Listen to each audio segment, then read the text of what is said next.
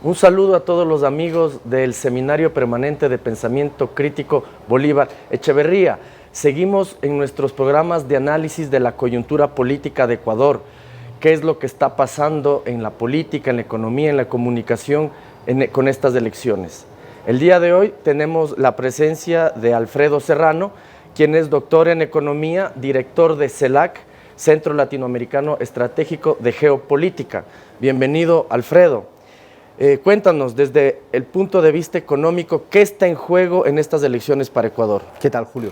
Pues sí, yo creo que hay en juego, porque está encima de la mesa dos modelos que son las antípodas, son antagónicos y además sin disimulo. Si uno mira el programa económico de Lasso, se observa como que no ha querido disimular ni esconder nada de cuáles serían sus apuestas en materia económica. Si gana él el próximo día 2 de abril, es un cambio restaurador, pero además en velocidad forzada. Hoy en día podemos tener un aprendizaje de lo que ha pasado en Argentina y lo que ha pasado en Brasil con Temer y Macri. No es sorprendente lo que han hecho, sino lo sorprendente es en el tiempo corto en el que lo han hecho y cómo han recortado muchos derechos sociales, pero además cómo han encarecido las condiciones de vida básica de las mayorías. En el caso de Macri y el caso de Temer son muy parecidos entre sí, y el señor Lasso ha puesto encima de la mesa ya sus propuestas incluso de recortes de subsidio para la mayoría en materia de electricidad, de gas, de todo tipo de servicios básicos, pero no solo eso, sino ha planteado abiertamente la necesidad de aperturar, que si dejamos el eufemismo por fuera,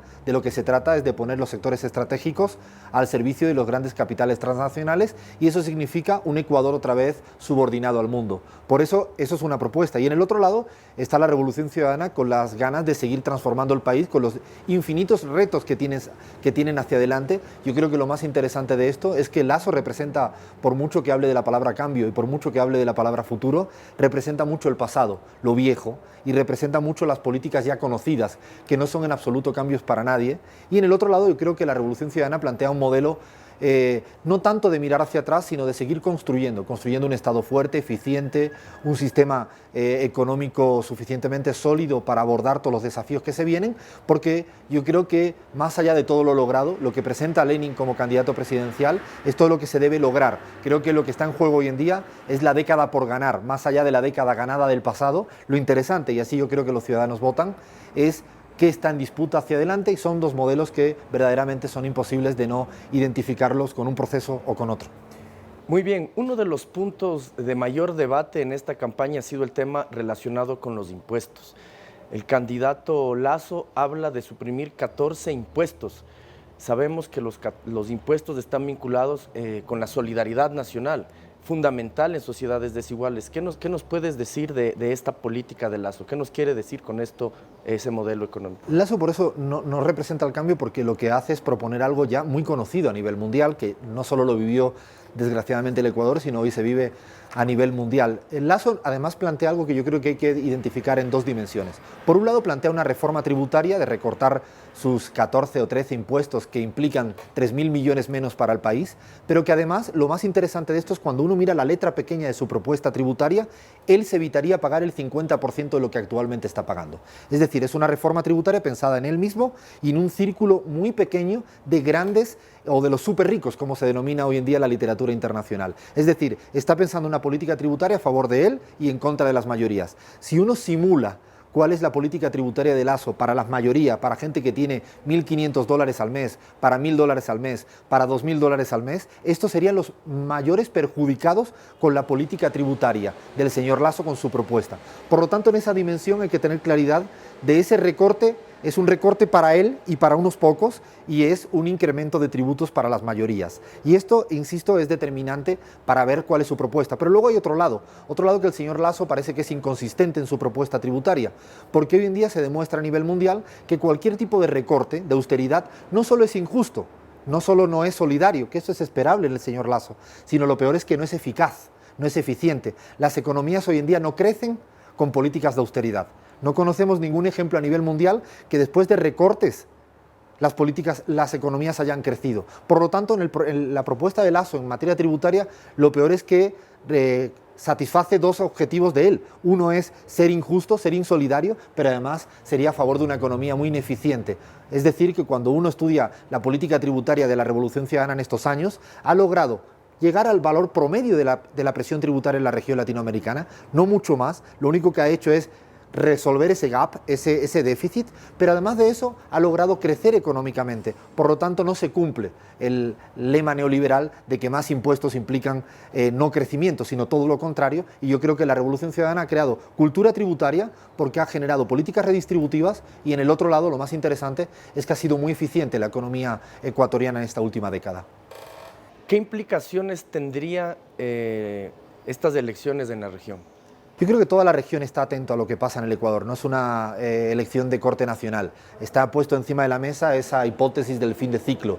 Los apocalípticos vienen diciendo esto hace 4 años, de que se daba un fin de ciclo. Es decir, que si la Revolución Ciudadana gana el día 2 de abril, yo me atrevo a decir, incluso en términos así un poco de broma, que Ecuador 1, fin de ciclo 0. Es decir, no se da de ninguna de las maneras esa hipótesis que vienen construyendo como profecías autocumplidas, pero que hasta el momento, salvo el caso puntual de Macri por las urnas, no conozco en la región a nivel presidencial ninguna candidatura de corte neoliberal que haya vencido.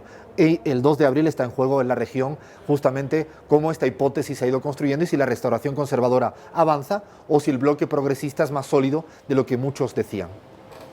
Para ir cerrando, cuéntanos un poco de España, tu país. ¿Qué es lo que ha pasado con estas políticas de ajuste en España? Para ver un poco la comparación con lo que podría pasar en Ecuador. Tanto en España como en la Argentina, después de todas las políticas de ajuste, no solo se han incrementado las tasas de desempleo, no solo se han incrementado el número de gente pobre, el número de niños en riesgo de exclusión, no solo se han aumentado las desigualdades, que son todas las variables sociales de justicia social que a algunos le importan más y a otros le importan menos, y de Lasso pues no es extrañar que a él no le preocupe ninguna cifra. Lo más preocupante de las políticas de austeridad en España o de las que se están dando en Argentina o las que tienen hoy lugar con Temer en Brasil es que hay recesión económica. La economía real no logra reactivarse, no logra generar mayor riqueza, no hay ningún tipo de demanda que presione para una economía mucho más eficiente. El consumo sigue siendo cada vez menor. Hay un empobrecimiento a nivel de capacidad adquisitiva, que esto se traduce en menos consumo y por lo tanto se traduce en una economía estancada.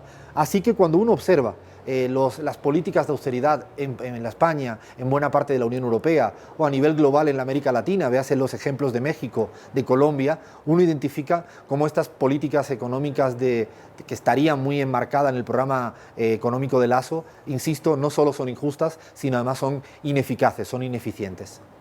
Bueno, ¿qué mensaje entonces nos puedes dejar para los electores de este 2 de abril? ¿Qué mensaje le das a los ciudadanos que van a votar? Confío mucho en el pueblo ecuatoriano, ha sabido identificar en esta última década quién le ha generado mayor garantía, mayor estabilidad. Yo creo que una de las cuestiones que están en juego además es la estabilidad política, social, económica, cultural de un país. Esta década última, si uno la compara con todas las décadas anteriores, es la de mayor estabilidad. Si uno mira a Argentina hoy, observa cómo hay la mayor inestabilidad social, los mayores conflictos. Es decir, esto que la derecha viene a prometer del orden y de la estabilidad no se cumple en la Argentina, no se cumple en el Brasil y lo más probable es que si sucediera acá tampoco se incumpliría. Por lo tanto, yo creo que el pueblo ecuatoriano es suficientemente responsable para saber elegir si quiere un país estable o si quiere un país lleno de conflictos.